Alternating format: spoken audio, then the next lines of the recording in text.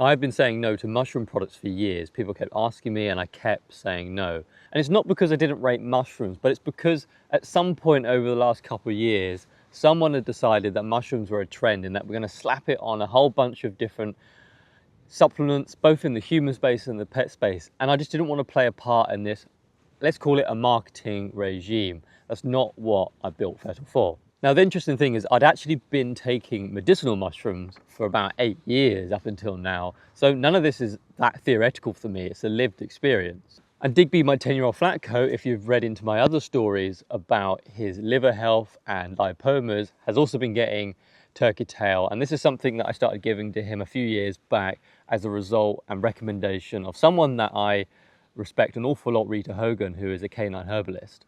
So the belief was already there. I just wasn't ready to put our name on something for your dog just yet.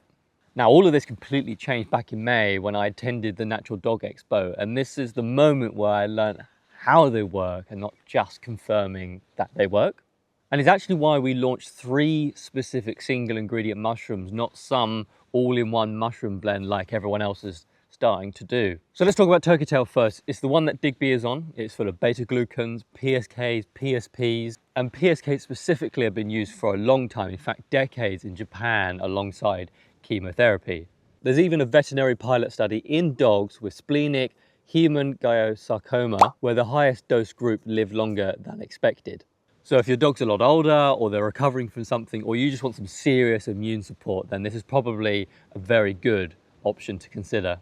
So moving on to Reishi, which is rich in triterpenoids, specifically ganaderic acids. So it reduces TNF alpha and it works on the NF kappa B pathway, which is a pathway that governs inflammation.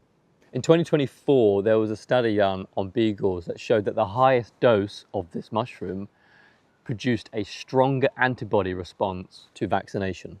So that's definitely the one you want to pick if we're talking about inflammation, but we've got to talk about this. Reishi has been through some really interesting human trials, and this is probably one of the reasons why most people would be interested in using Reishi mushroom. There were 50 people on this study with real problems, real anxiety, real stress, not having an off day. This was done over 12 weeks. By week 12, cortisol levels, which is obviously a stress hormone, went down by 5.5% in the group that took the mushroom blend versus the placebo group, which went up.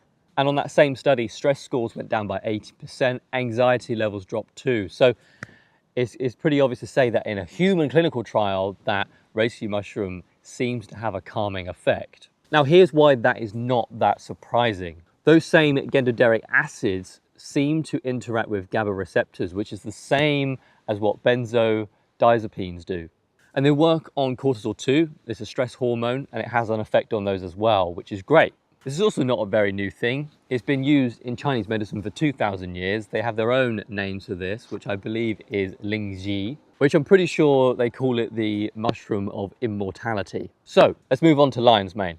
So lion's mane, we're going to talk about 2 specific things to begin with, hericenones and erinacines, both of which stimulate nerve growth factor. So this one is for your senior dogs and your working dogs whose brains are either slowing down or are working exceptionally hard. But here's something I really love about lion's mane mushroom is that in Japan they call it Yamabushitake, which means mountain priest mushroom. And here's where it gets its name from. It was named after the Shugendo monk who were hermits up in the mountains who would take lion's mane as a tea before meditation to increase concentration. So if that doesn't tell us everything that we need to know about this mushroom, then I don't know what will.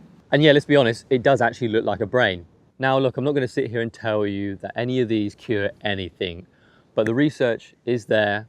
Some of it's early, some of it is centuries of old, maybe in folklore, maybe in Chinese medicine. But these are just some of the reasons as to why I had to launch our own range of mushroom products.